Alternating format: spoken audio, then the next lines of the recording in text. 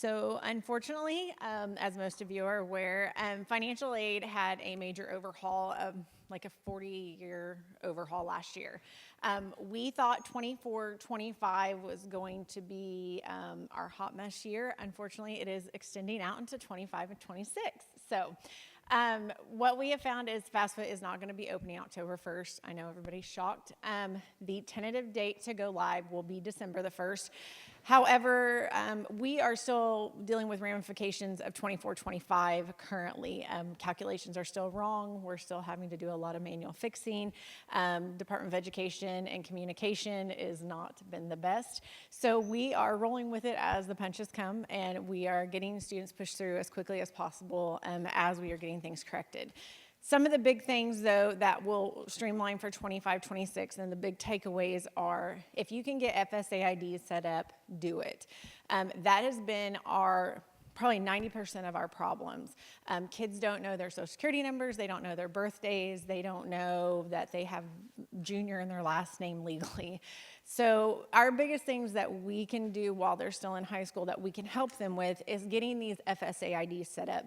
Everyone has to have an FSA ID. So mom and dad need one, or mom's spouse might need one. The thing that we are finding is if parents are filing taxes together, then only one parent will have to sign it.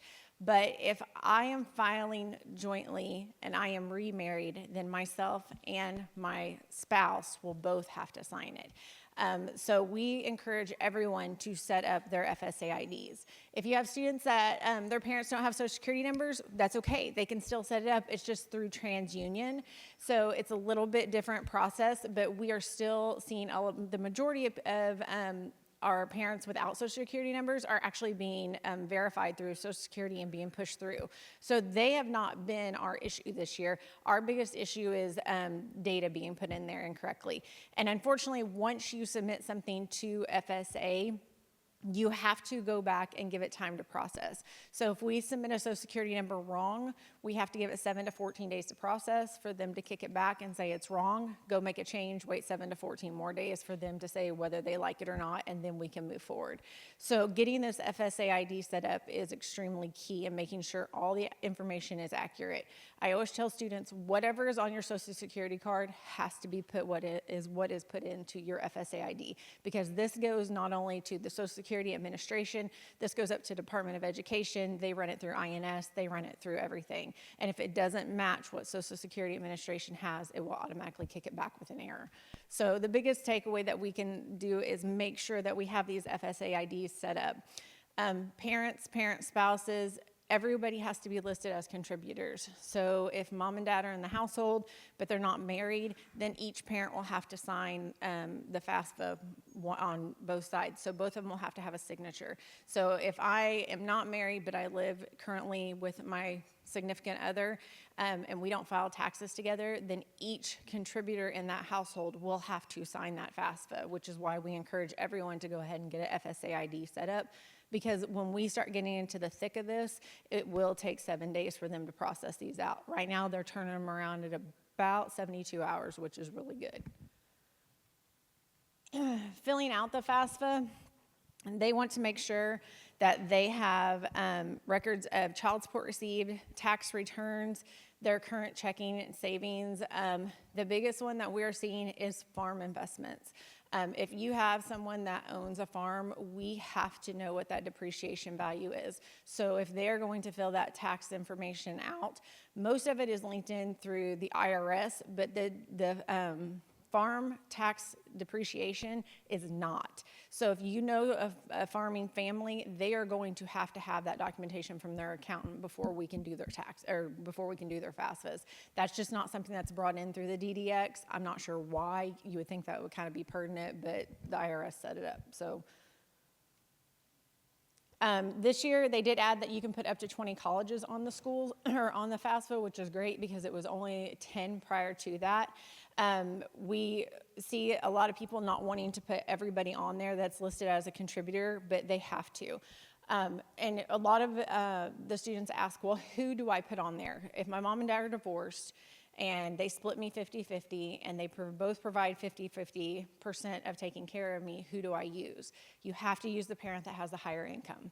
That is not our rules. Those are just federal regulations. If you have a parent, two parents, and they both provide 50%, it doesn't matter who files taxes with that student.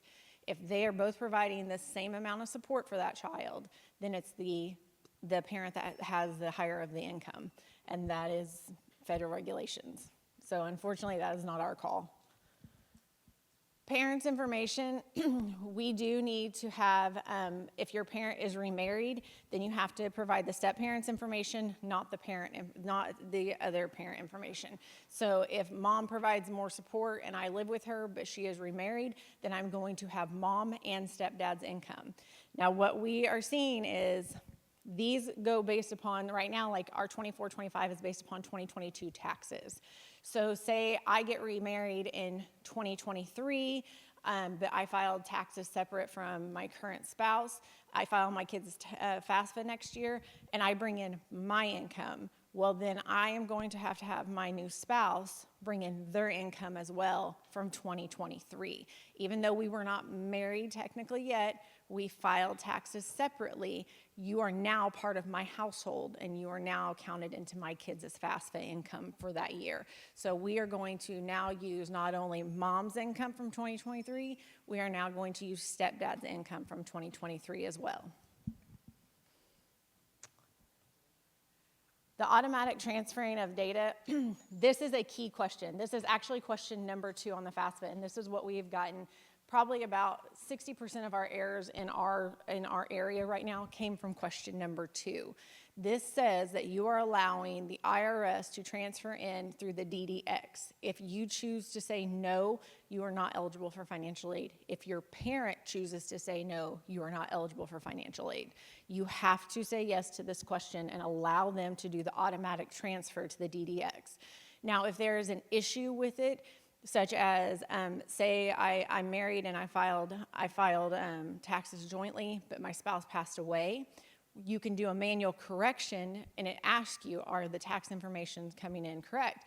But it's not going to show you the tax information. And then it's going to say, is the number in your household that you filed with correct? But it's not going to tell you the number that you put on your taxes. So you need to have your tax information in front of you.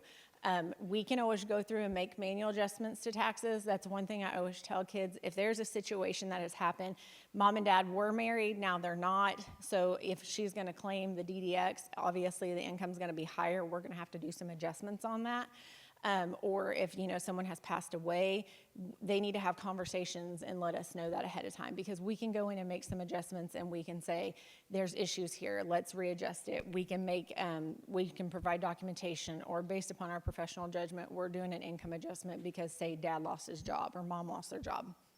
You said question 2. Do you mean when they're creating their FSA ID? No, this is actually question 2 on the FAFSA. So the very first one is 4 slides that explains what the FAFSA is. It's 4 short videos that just explains what the FAFSA is, what you're filling out, and then as soon as you get past the 4th video, it says validate this is your information. You click yes, continue, and the very next screen that pops up at the top says you are getting ready to submit for the IRS transfer, and there's about 7,000 words on a page, and you have to scroll to the very bottom and then click continue or accept.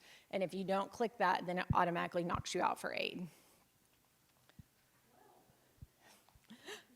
Yeah, it's fun. So one of the biggest things that has been so frustrating for us is prior to this new Simplification Act, and they called it simplification, and it was the worst word choice they ever could have chosen. However, whenever a student does their FAFSA, it would not give them what they called an expected family contribution. So prior to this last year, it would tell you, okay, let's get your parent information in, and then here's your expected family contribution, what your family can afford to pay, here's what your grants are gonna look like. Now, when a student does it, they have to invite their parent to sign their FAFSA. So I'm going through my FAFSA, filling it out. I send my parent an invite to fill it out, but my parent hasn't done it yet. I filed taxes in 2022 because I made enough working in high school. I get to the very end and it says, you have a student aid index of negative 1,500. Congratulations, you're full Pell eligible. Just kidding, until your parents then go into their side fill in their tax information, you're no longer Pell eligible. We had so many kids call us and say, well, our confirmation screen at the very end says we're financial aid eligible. Why aren't we getting it now? Well, you were financial aid eligible until your parents logged in and did their portion, and they made a lot more than you did. And so that has been one of the most confusing things we have seen for students. And unfortunately, there's no way around that. So I always tell them, there is a SAI calculator out on the student aid website. Put everybody's information in. If you want a general idea of what you're looking at, put your information in, put mom and dad's information in. Kids don't know what their parents make, so they automatically think that number is theirs.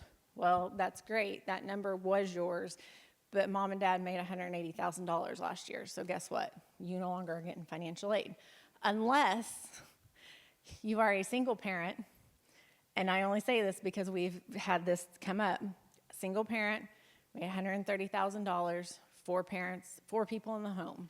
They fell below the poverty guidelines for the nation, and their student received financial aid this year. But yet, a multifamily with 2 parents made $150,000 with 3 parents, 3 people in the home, did not fall because they are not a single parent, and they don't fall below those poverty guidelines. Financial aid no longer has one calculation. We now have 7 different calculations of how we are calculating your financial aid. There is not one person, unless you are a twin and you live with the same parent and you are using the same parent data, that will ever get financial aid exactly the same. And so that is something to take into consideration when you are working with these kids doing FAFSA, because there's no situation that's going to be the same. If I was a single parent, I can make probably $180,000 with 4 people in the home, and my child's still going to get financial aid.